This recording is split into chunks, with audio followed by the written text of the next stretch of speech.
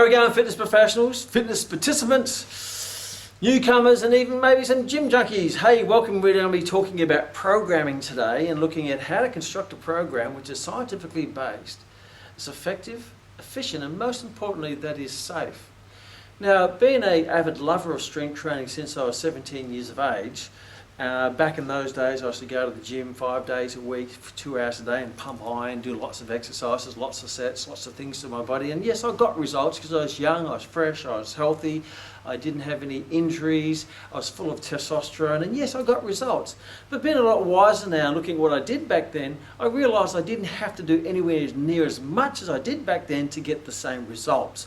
The only thing that happened back then, I got the results, but I now have to live with lots of degenerative diseases and conditions that I inflicted on my body when I was younger by overtraining, doing too much, doing exercises that were unsafe. So today is about constructing a program for you that's going to give you all the benefits of strength training.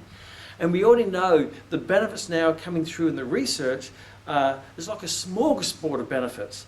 Apart from the obvious where strength training makes you stronger and increases muscle size, but also increases bone mineral density, fights against osteoporosis, improves joint stability, therefore fights against arthritis, it prevents injuries, it increases your metabolism, it helps your body burn off more fat, it's there for great quality of life, it helps against depression, it's there to stabilise your blood sugar levels, so it's great to fight off diabetes, it's good for people with coronary heart disease.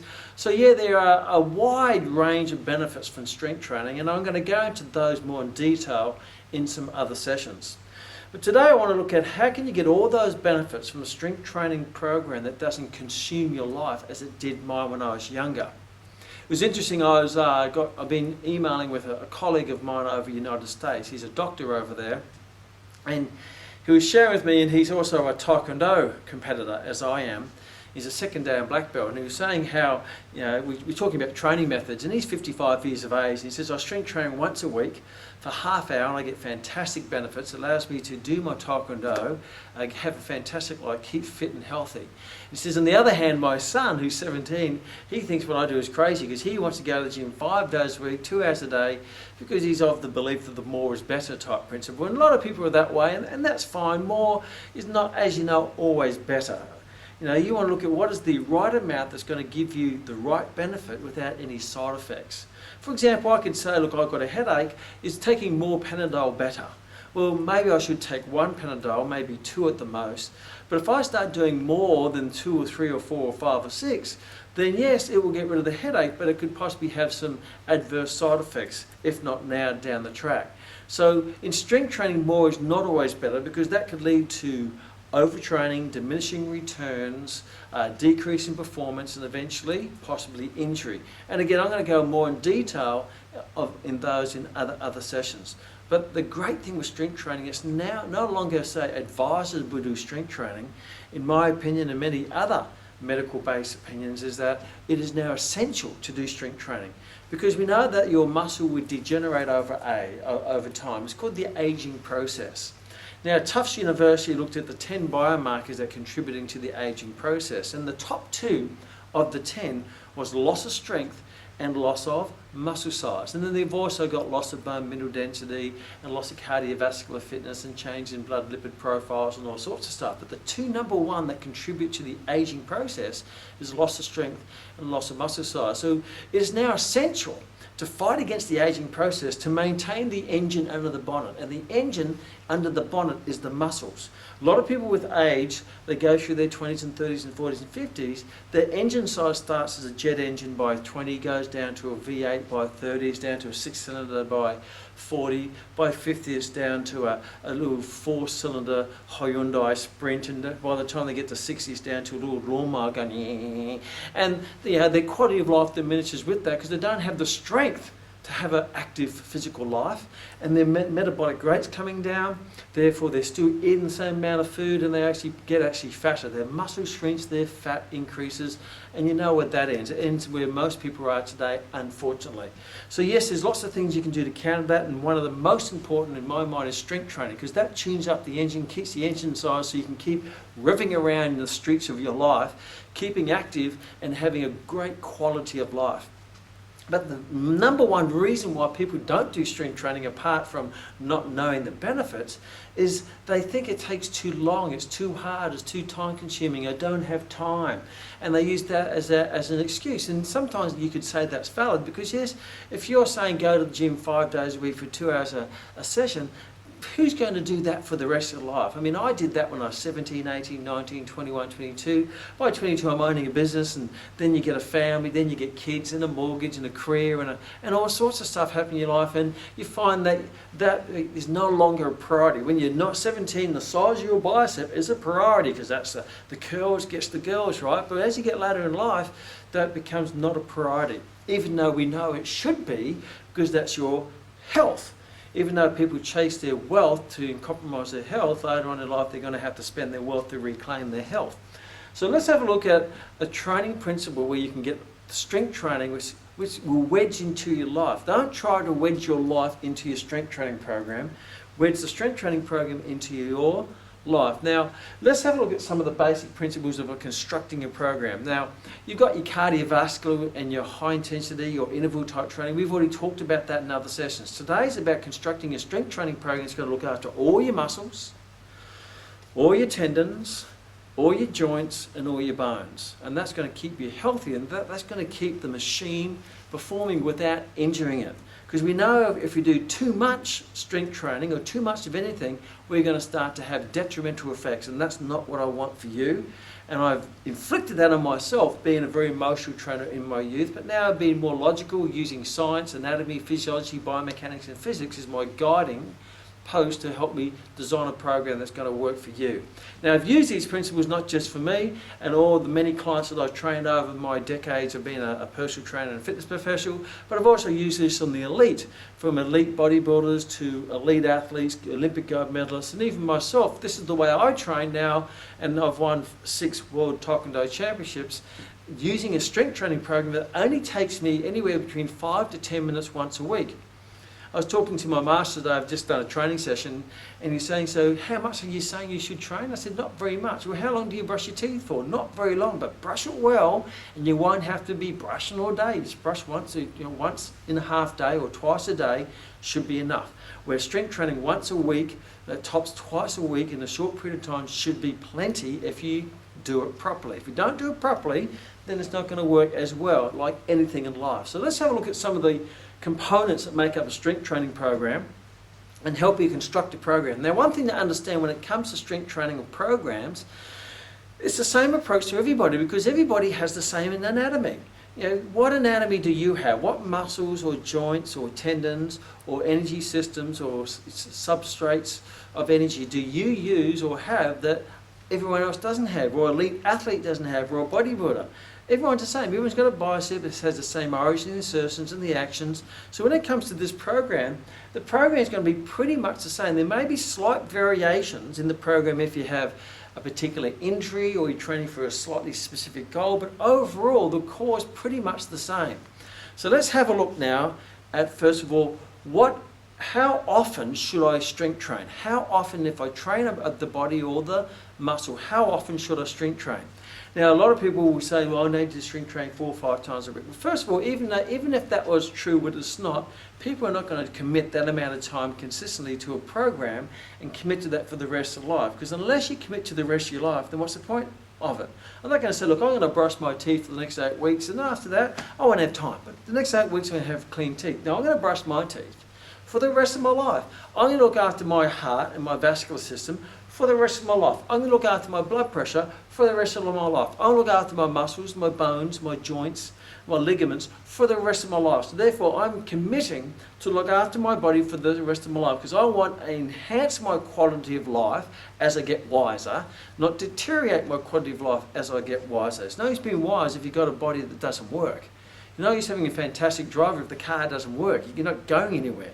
This is the car that's going to take you through the rest of your life. So let's have a look at how often should you tune up the engine or train the engine to make sure the engine's functioning so you can have a fantastic life.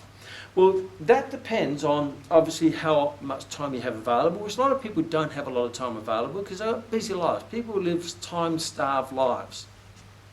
But from a physiological point of view, you should strength train your muscles after your muscles are recovered from the previous strength training session. So you don't want to do prematurely training before your muscles have recovered. So you want, if you look at it very simplistically, and we'll go through in detail, if your performance, my muscles there, and I train them here, my performance will go down, and then my body will recover, and then it will what we call overcompensate. Means it will get stronger after the strength training session, but that doesn't happen during the session, it happens after the session. The body will have to, it will fatigue, it will recover, regenerate, and then it will eventually overcompensate. Means its performance will be higher than it was before. Then you train again, it goes down, back up, and it'll be higher again. So the whole purpose of strength training is you train when your body has fully recovered and overcompensated from the previous time. Now the time for that to happen can take anywhere between 3 to 7, even up to 10 days. So if you create a quality stimulus, which is the weight or that you're lifting or the overload that you're lifting, what it does, it puts the stress on the body, tension on the muscles, causing what we call a bit of microscopic tearing in the muscle tissues, and then the body will go through this regeneration type process. That can take up to 7 days, 10 days, and even if you train really hard, even longer. So the harder you train, the heavier load you use, the more progressive overload you use, the greater recovery that you require. So when you're looking at this, when it comes to training a muscle, you want to be training it at minimal, maybe once every 1 to 2 weeks. Now, I myself right now, I'm happy with my level of strength for my sport at a world level. Therefore, I strength train about once every 2 weeks. And that fits in well with me because I've got so many other things in my life. And I'm not getting weak, I'm still getting stronger. So I would recommend for the general population anywhere between once a week to twice a week. Now if you can't have time to consistently do twice, just commit once a week and train all your muscles in that training session. Now some bodybuilders want to split the body up. I'll train my upper body today and do my lower body the next day, and the next day after that I'll do my arms. Well, that doesn't make sense to me. If I'm going to clean my teeth, I'm going to clean all my teeth. I'm not going to say, well, today I'm going to clean this half of the top teeth, and tomorrow I'm going to clean that half of the top teeth, and then I'm going to clean. I don't break my teeth up because they all work together. My body works as a whole. Everything is activated by what we call the central nervous system, the brain, the spinal cord. So everything's activated from the central nervous system. This is what people call the core. So all these muscles here is the base of whether I'm doing upper body or lower body. So whether I'm doing upper or lower, it's all activated from the nervous system.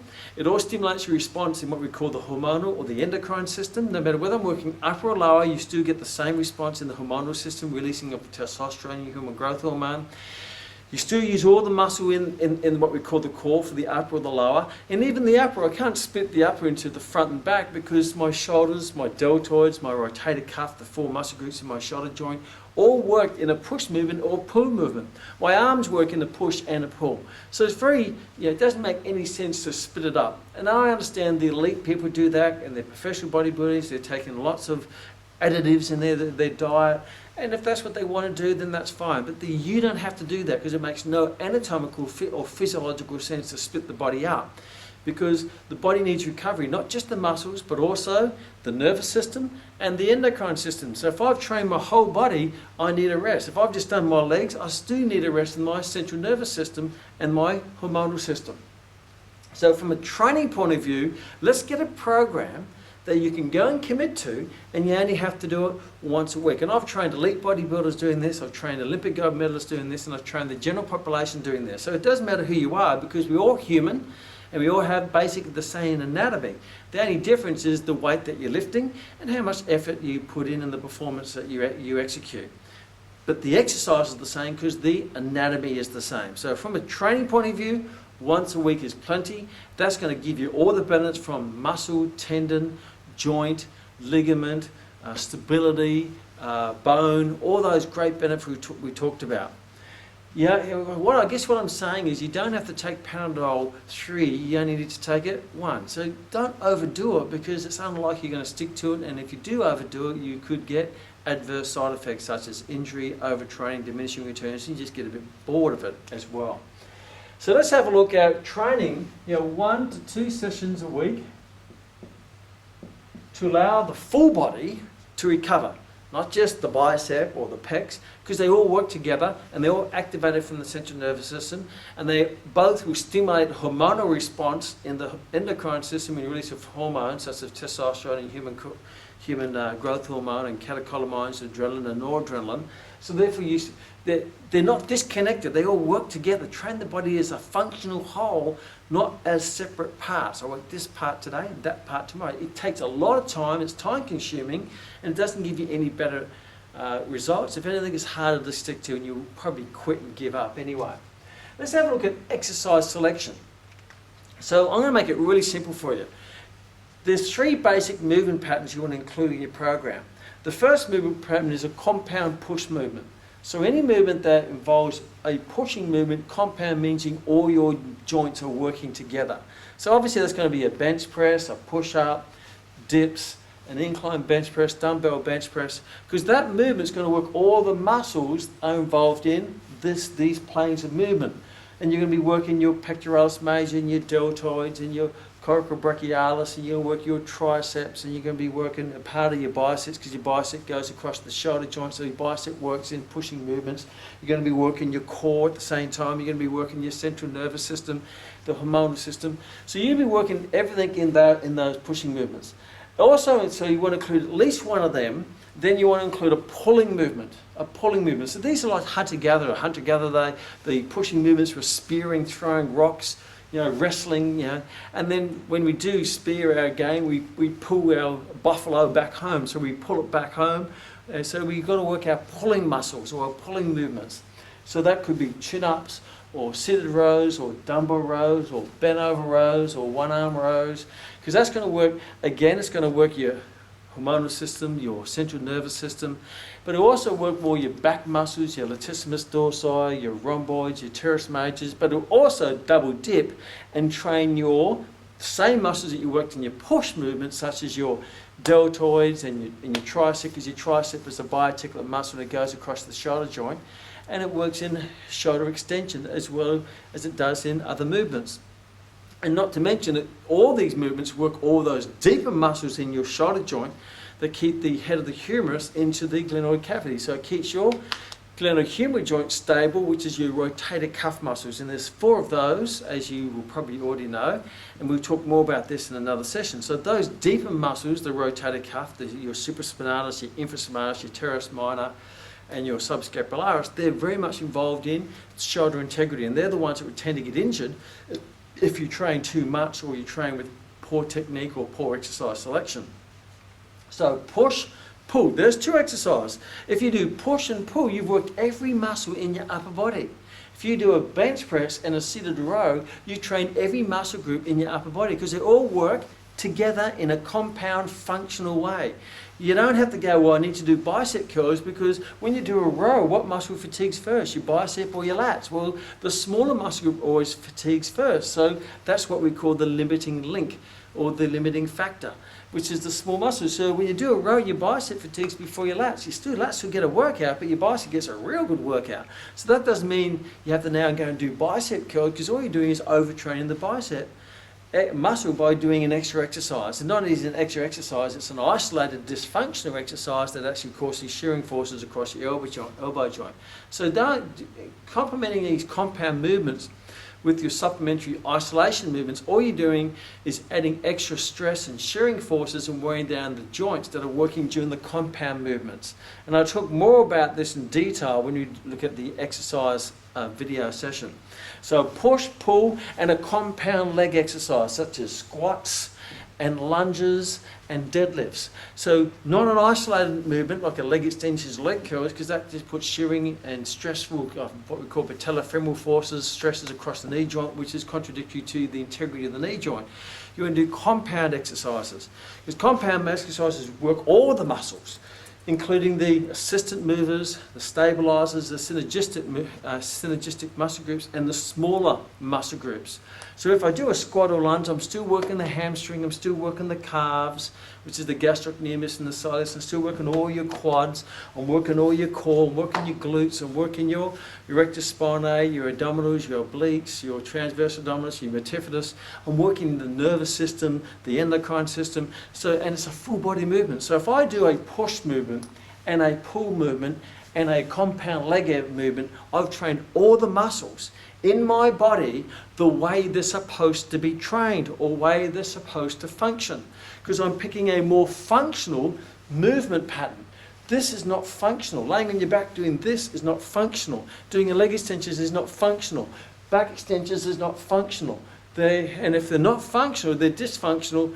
And we know from the other session on dangerous exercises, these movements actually cause more deterioration on the joint by applying shearing forces through the joints.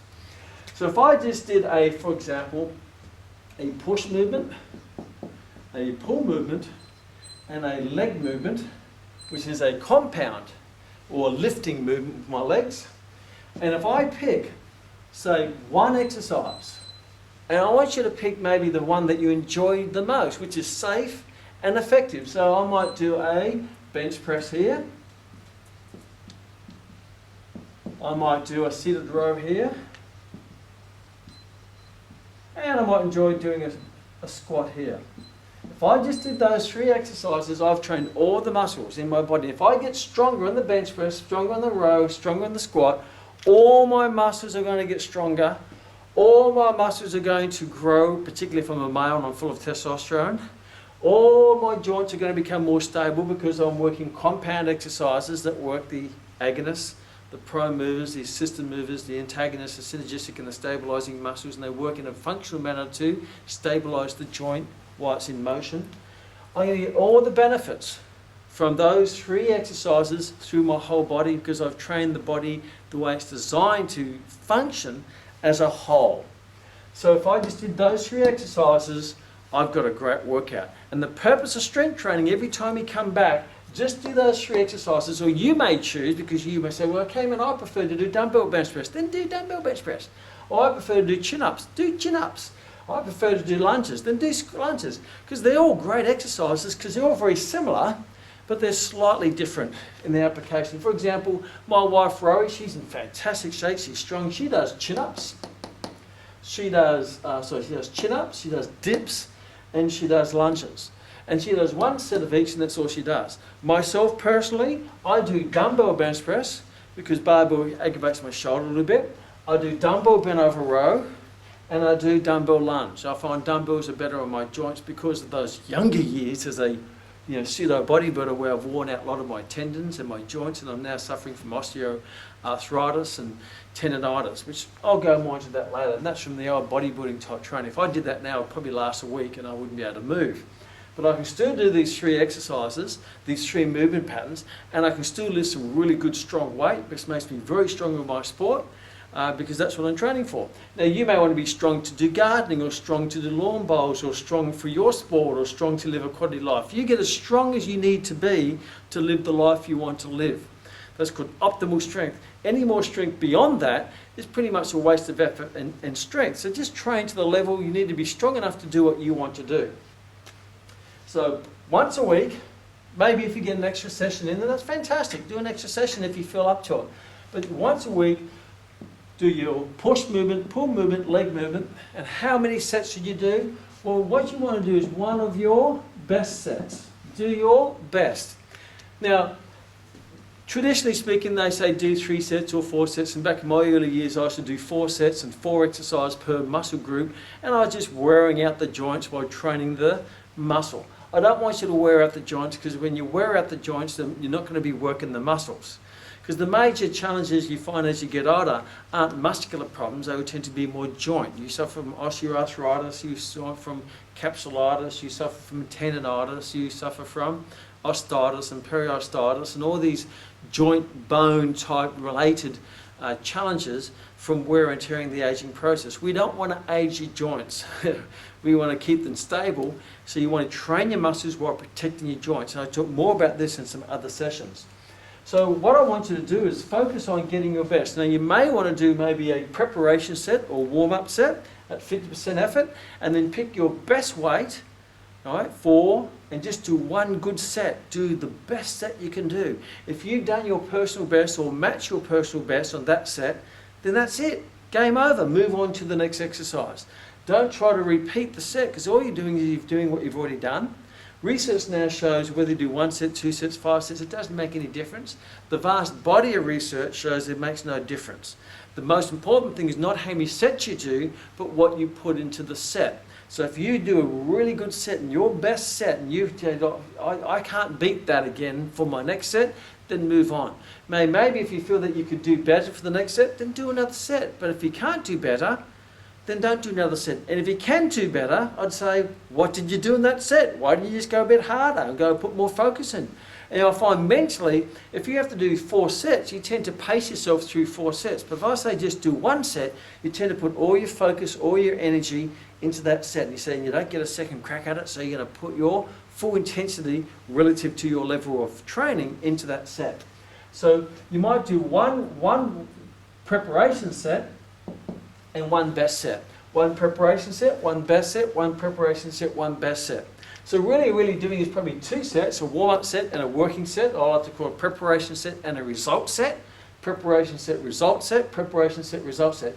Keep a track of your weight and your repetitions. So next time you come, when you find, okay, I'm doing quite a few reps, I'm going to put the weight up, that way you're going to progress. And the most important thing is when you do this, is that you progress the weight according to the reps. So here's some basic guidelines.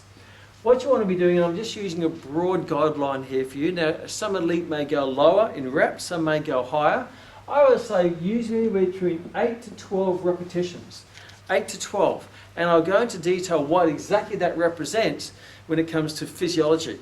But 8 to 12 is in a range on what we call your energy timeline and your energy systems that activates, gets stimulus in your fast twitch fibers, your intermediate fibers and your slow twitch fibers.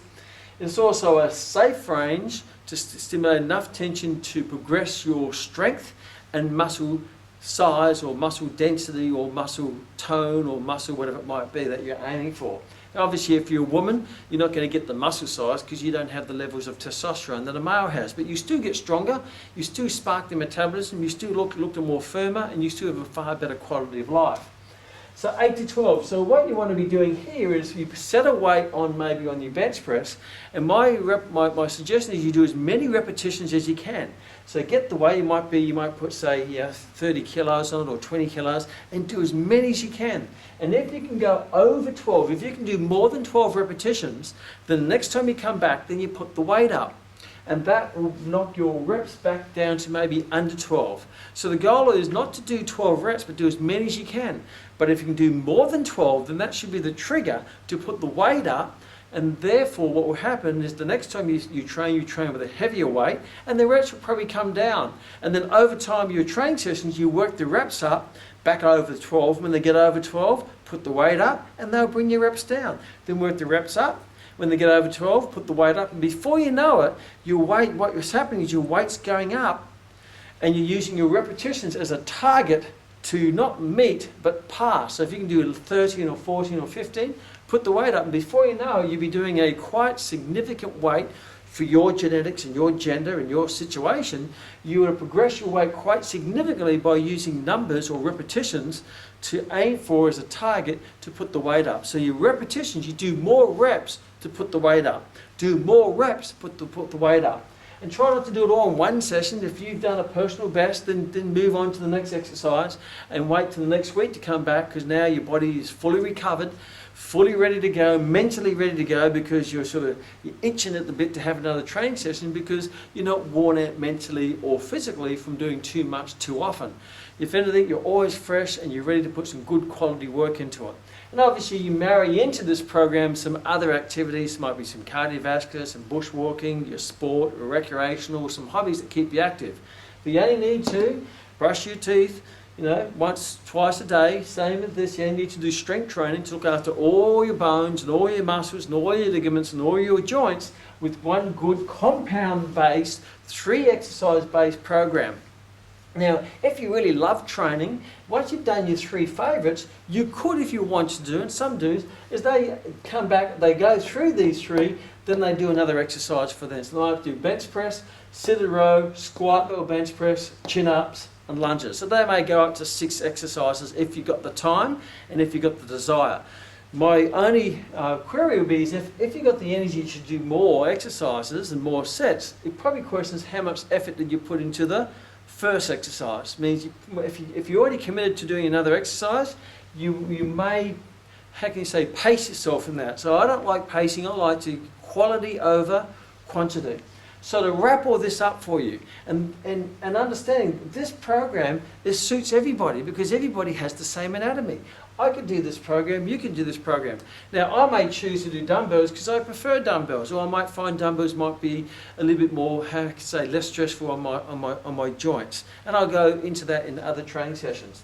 So let's wrap this up. Strength training, to get all those magnificent benefits, you only need to do 1 to 2 sessions a week. Me, I do 1 session every 2 weeks because I'm happy with my level of strength. And when you get to that level of strength, I don't have to do it as often. I can just maintain it with once every 2 weeks. Sometimes I do it once a week, but most of the times it's only once every 2 weeks. But you make that decision. But don't leave it any more than once in 2 weeks, because once in 2 weeks is still going to give you some good results and good progress. Once a week it fits into your schedule, your weekly schedule. So the good thing about once a week is, hey, it's Tuesday at 6:30. Tuesday 6:30. So you can really turn it into a habit. As you make a habit of brushing your teeth and habit to do all the important things in your life, you want to make this a habit. That day, that time is my day to look after my bones, my ligaments and my muscles and my tendons and my metabolism and my engine. That's the day I tune up the engine. So 1 to 2 sessions a week. Do at least 1 push, 1 pull, 1 leg exercise. Compound nature, more functional based. Don't worry about the isolation stuff. All you're doing is specifically wearing and tearing joints. I like to call the isolation stuff joint wearing exercises. So they're the ones that's going to stuff up your joints. Stick to the compound. Put an effort in. If you so desire, because you're still a bit emotionally attached to strength training, do a secondary exercise, maybe on 1, 2, or 3. That's up to you. But 3 minimal, that's plenty. If you put a great effort in those 3, you've worked all the muscles the way they're supposed to be, and you'll get stronger, you put on muscle, and you take further steps closer to transforming your body closer to its genetic potential. Because the limitation is your genetics. You can become a better version of yourself, or you don't do anything, you become a lesser version of yourself. So whether you do bench, sit a row, or squat, that's going to take you closer to your genetic potential. Which means you've got your basic framework anyway, you're just going to make it look more defined, more strong, more functional. When it comes to number of sets, aim to do your best set on each exercise. Now if that takes you 2 sets, take 2 sets. If it takes you 3 sets, take 3 sets. But once you get into that pattern, that exercise pattern, and you know how to do it, you should be able to do it straight away. If you're doing 3 sets, I say, what are you doing? You just get there and sit a row particularly, because there's no balancing involved in that. You can just get on there with great form and great technique and great execution. You can really take your body as close to what we call volitional failure as possible without compromising the joints or the tendons or the ligaments. So 1 best set, and you may have a preparation set or feel set just to get into it. At the most 2 sets on each. So there's 6 sets, so 3 exercises, 6 sets. And your goal is to get as strong as you possibly can, keeping the reps under 12. But when you go over 12, that's the trigger to put the weight up to make you stronger. And this, you want to progress your strength into the level of strength that's going to serve your goal. So if you want to go to a bodybuilding contest, or you want to go into a strength contest, you need to get stronger. So you just keep pushing those boundaries. For me, myself, I am the level of strength that I need to be to compete at the world stage in Taekwondo. So I don't need to be any stronger. I don't have to be the world strength champion to win the world Taekwondo championships, or whatever your sport might be. And we'll talk more about that in the sports conditioning part. but get strong enough to live your life. And you're there to train, not to strain. And obviously, before you do this, make sure you get the guidance of a fitness professional who's on the same page as you, because there are fitness professionals who use different approaches, that is have the same philosophy how you want to train, and make sure it's all done with great form, great technique. Make sure you get obviously a health check. Make sure you don't have any injuries. Make sure everything's all sorted. Get a doctor's clearance and all those great things that you have to do anyway. And put everything you got into everything you do. But you don't have to do a lot. You just have to do it consistently every week, and that will look after all your muscles. You know, how much time do we spend on looking after your teeth? You brush twice a day, yeah, for 2 minutes each brush, so that's four minutes a day, 7 days a week, that's 28 minutes a week you spend on about 1% of your body, which is your teeth. Now, for less than 28 minutes once a week, you can look after all the bones that are attached to your teeth. You can look after all your skeletal system. You can look after all your muscular system. You can look after all your joints, all your ligaments, for as little as one good quality strength training session each week. And this here would take you no more than, say, 10 to 15 minutes if you do it. Now, we also teach with my trainers that I train, our personal trainers, that we add a lot of customer service and guidance and that in there as well. This takes it up to around about a half hour. But if you just did the core part of the program, it would take you no more than 10 minutes to look after this magnificent body, your magnificent body, that's going to be your vehicle, that's going to take you down your life, your highway of life, to have a magnificent life without breaking down, without getting overloaded, without completely ending up in the dump truck or the dump yard. Look after yourself. Don't use time. I don't have time not to look after your body, because there's no longer an excuse that I don't have time, because it is once a week you can look after all your muscles, all your joints, all your bones. How good is that?